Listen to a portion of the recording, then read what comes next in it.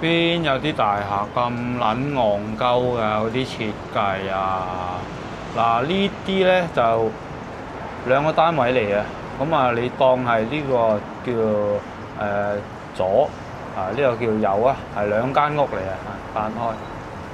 屌嗰條渠咁點啊，大佬！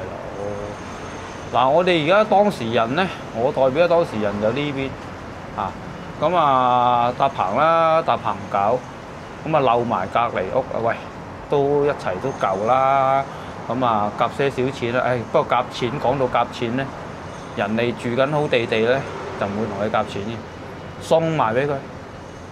送埋俾佢都唔爭好多功夫啫嘛，因為點解我哋要達到目的咧？想客人有一組咧新嘅喉同埋呢啲又唔係好多功夫不過送還送啦，咁都要問準個人啦，都要配合啦。做完之後又要入屋即係試下水啊，諸如此類，即係只不過係配合嘅啫即係維持一個良好嘅街坊關係啊嘛。點不知咧？右邊嗰個單位咧，即係佢 OK 嘅，佢 OK，我哋送俾佢嘅但係咧佢啲説話咧就好難聽。師傅，我用得好地地，你話換啊換啊，咁你要保證翻你做落去嗰條喉冇事喎。嗰個責任啊各樣，你點樣做啊咁樣又問我哋要點樣做啊咁。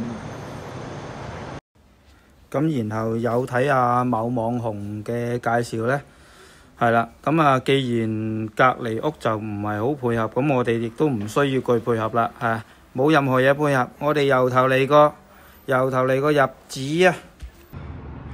OK， 咁對應翻上集古仔，咁今日呢，就停咗鹹水，就輕輕挑翻呢個出嚟嗱。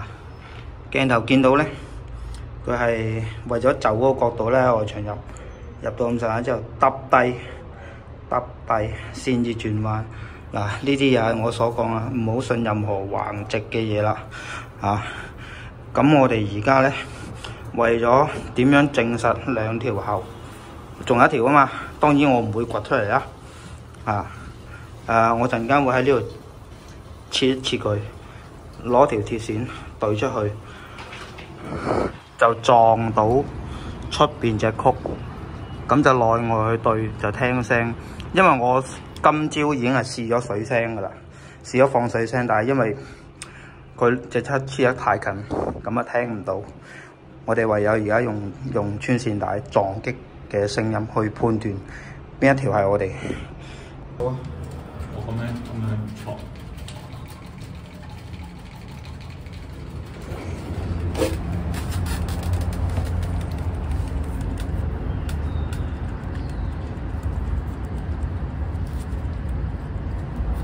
呢條上面呢條確定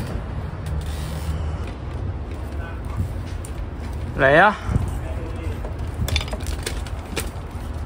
係啊，中晒，唔該。順帶一提呢，點解佢啲瓦仔會谷起呢？試完就打針啊！呢啲黃色物料呢，就係嗰啲所謂嘅老千防水針咁喺入邊某個地方打完之後呢，咁佢有窿有罅就谷出嚟啊嘛就係將呢啲嘢谷晒出嚟啦。咁撚多年啲瓦仔裂咗有窿有罅都唔知道呢啲就係坊間嘅一個謬誤啦。打針啦，打針啦！屌你真係搞笑嘅啫，點解咁撚搞笑咧？係咪買漏兩粒鴨嘴咧？梗係唔係啦，係因為我冇尺寸啊。點解冇尺寸咧？係因為條屎筒未入到嚟有個枕頭或者矮牆係啦。咁條屎筒盡薄噶嘛，係嘛？條屎筒未入嚟，咁即係話呢個兩個開埋數冇啊。做晒噶啦，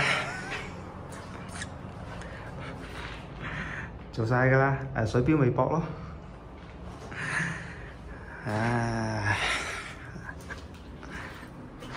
係嘛？調翻轉頭穿線咯，調翻轉頭穿線啦。但係功夫路就非常之唔啱啦。嗱，其實你哋睇我啲影片咧，我有好多影片係刻意造假嘅，為咗保障客人利益。例如係你眼前見到呢一個係攞嚟指嘅啫，就唔係真實嘅。真實喺邊度咧？做好咗啦！嗱，佢呢度設計咧本身咧就好撚戇鳩嘅嚇，一鹹水喉啦，一條過嚟啦，咁樣開叉，跟住咧高低嘅啊，垂直高低，見到個舊印嘛？見到個舊印嘛？就係呢一個啦，係啦。咁我哋咧新開啊，噴咗油啦嚇，新開自己嘅有埋水質，係啦。咁啊，屎筒亦都係啦，新開係啦。咁啊喺主渠開叉，嗱呢個就好正規咁樣做啦，喺主渠開叉。咁啊一路排啦，排翻應有嗰啲嘢啦嚇，係啦。咁啊氣喉亦都係啊嚇，氣喉亦都係。咁呢個窿咧係根據翻小型工程入邊一幅牆啦嚇，經過一個章程之後咧係免申報嘅一個窿，咁嘅氣喉係啦，咁啊楞通咗。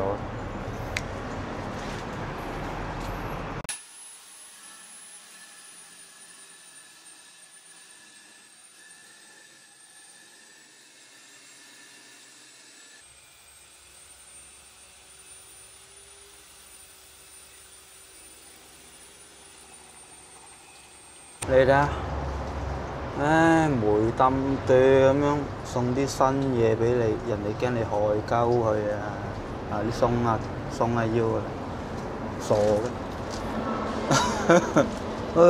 呢條我哋放棄啦，係啊，留低喺度啦。係咪好似講到好撚衰啊？我把口衰，係啊，我把口係衰嚇。咁但係其實作為我嘅客人咧，就嗱，其實呢間工程咧，因為個客咧都普通人家啦，咁裝修亦都冇預到一嚿咁樣嘅錢去玩到咁大，又要擺張台咁樣啊。我收佢半價，我收咗佢半價。咁啊講到呢度，其實主要講翻咧就其實裝修咧係乞人憎，就嘈喧巴閉，你睇下入邊就喺度嘈緊啦，係嘛？咁但係邊個唔裝修啊？你唔裝修嘅嚇？你3、5、7年之後裝唔裝修？你都裝修㗎，係嘛？即係鄰里關係惡劣啊、差咧，就係呢啲街坊唔好啊。拜拜啦！